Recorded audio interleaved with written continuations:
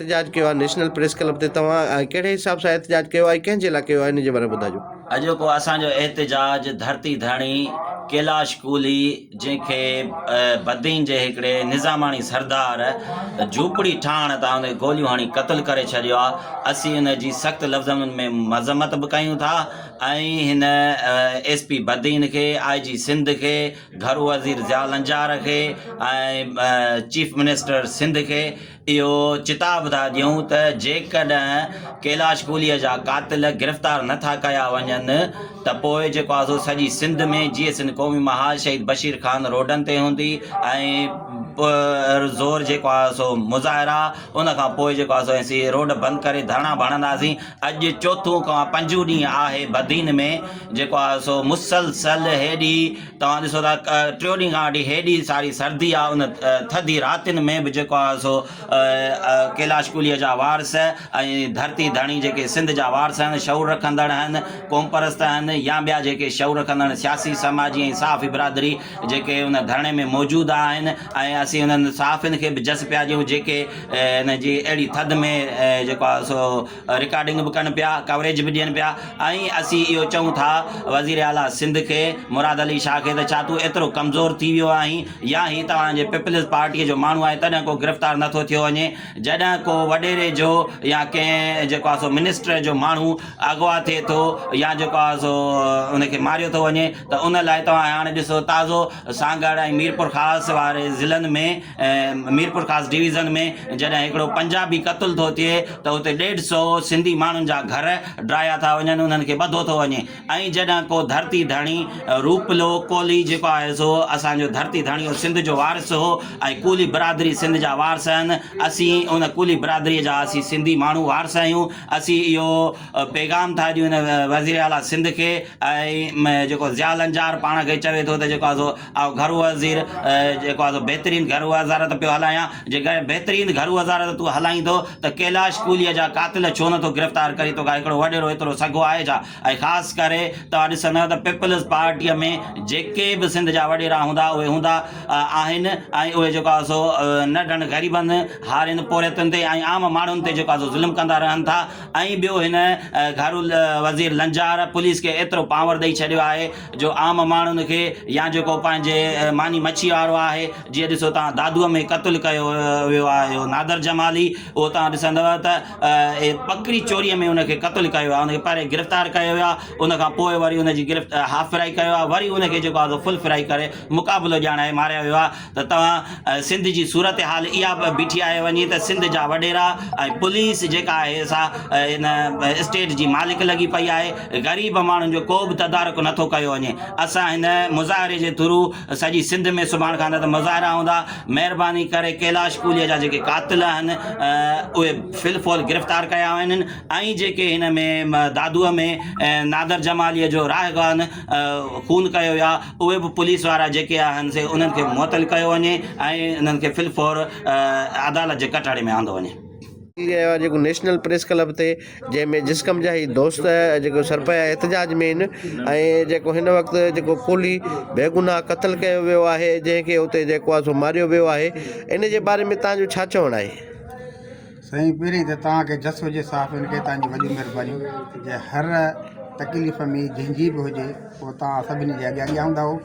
हीअ जेको एहतजाज थियो आहे हीअ को कंहिंजे मतिलब लाइ कोन्हे, हीअ असां बरबिरात ज़ुल्म जेको कैलाश कूली या जेको दादूअ में लिगारी हीअ पुलिस गर्दी हीअ एॾो वॾो ज़ुल्म।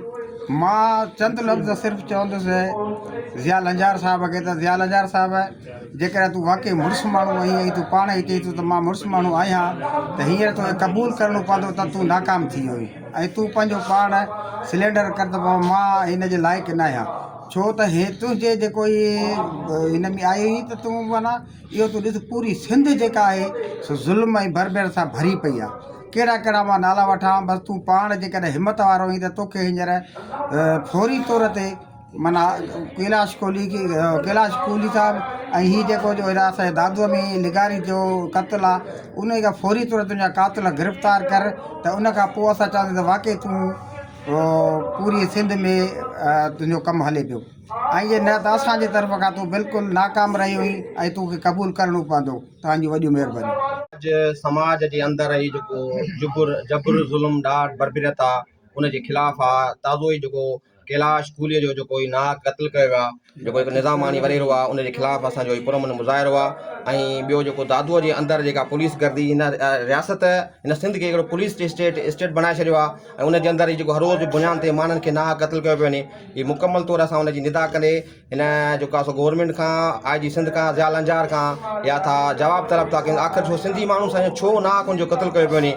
यकीन ॼाणो उहो जेको दादू में हो लेकिन नादर लिगारी उहो हिकु वॾो ज़मीनदार 1000 एकड़ ज़मीन आहे, उनजी वॾी उनजी पंहिंजूं गाॾियूं पंहिंजो सिस्टम आहे। उहो माण्हू बकरी जे चोर में उनखे माना जेको इल्ज़ाम वञे उनखे नाहक माना मुक़ाबिलो ॼाणाए जर्द मुक़ाबिलो ॼाणाए क़त्ल कयो थो वञे। असां इन सॼे सिस्टम जे ख़िलाफ़ जसकम बशीर ख़ान जे प्लेटफॉर्म तां पुरमन मुज़ाहिरो करे चिता था ॾियूं त जेकॾहिं पंहिंजो क़िबलो दुरुस्त कयो ऐं इनखे जेको आहे नाहक जेके कातिल उनखे गिरफ़्तार कयो वञे, न त ॿी सूरत में असां एतिजाज जो दाइरो वधाए सॼी सिंध के अंदरि तव्हांजे लाइ ट्रामो बनाईंदासीं। महिरबानी। कैलाश कोहली जेको ग़रीब मिसकीन आहे, जंहिंजो गुज़र सफ़र जेको डेली दिहाड़ी जे मुताबिक़ अॼु उहो जेको क़त्ल कयो वियो आहे, उनजा ॿार ऐं उनजा भाइर जेके सरपया एहतजाज ते निढ अहिड़े सियारे में कपिड़नि जेको आहे नॉर्मल जे हिसाब सां धाणे में वेठा आहिनि ऐं जिन जो हिन वक़्तु को बि आही वाही न थियो आहे, न को मिनिस्टर आयो आहे, न को उतां जो को MP आयो आहे। तव्हां छा चवणु आहे त हीउ जेको वॾेरो आहे कंहिंजे हिनखे सपोर्ट आहे जे गिरफ़्तार नथो थिए? साईं, असां त सम्झो ॿार आई खणी असां लाइ गुलनि जा पाछा, खणी असां लाइ ॿार आई गुलनि जे बदिरां पुटनि जा लाशा। सिंध धरती असां हमेशह खां वठी वेसा घातियूं थींदियूं आयूं आहिनि। कॾहिं शाहनवाज़ गाॾाणी खे शहीद कयो थो वञे, कॾहिं इशा जागीराणी खे शहीद कयो थो वञे। कल्ह कुझु ॾींहं पहिरियां जेको 5-6 ॾींहं पहिरियां कैलाश कोहली बदीन वासी जंहिंखे कंहिं वॾेरे जे टाउट या वॾेरे जे माण्हूअ उनखे उते सिधियूं गोलियूं हणी ऐं उनखे क़त्ल करे छॾियो आहे। सिर्फ़ु ॻाल्हि इहा जो हुनजे बनीअ में झूपड़ी हणण था। हीउ को वॾो मसइलो न हो, हुनखे ॻाल्हाए बि सघिजे पियो, पर सिर्फ़ु सिंध में जेको हीउ हथु वठी खून रेज़ी ऐं सिंधी माण्हू खे अक़लियत में तब्दील करण जी साज़िश थिए पई, उन सां गॾु हिनखे शहीद करे। ऐं अॼु 5 ॾींहं त बदीन में धरणो लॻो पियो आहे त न को मिनिस्टर, न को MPA, न को SP DSP केर बि न हुन सां ॻाल्हियूं करण लाइ हिन महिल ताईं न पहुतो आहे।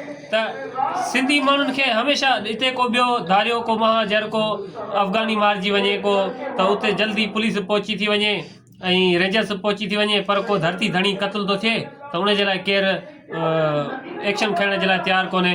कल्ह नादिर जमाली दादूअ में जेको चङो भलो ज़मींदार माण्हू उनखे बकरी चोरी जे केस में, हाणे इहो केस असां इहा चऊं था त कंहिंखां अपील कयूं।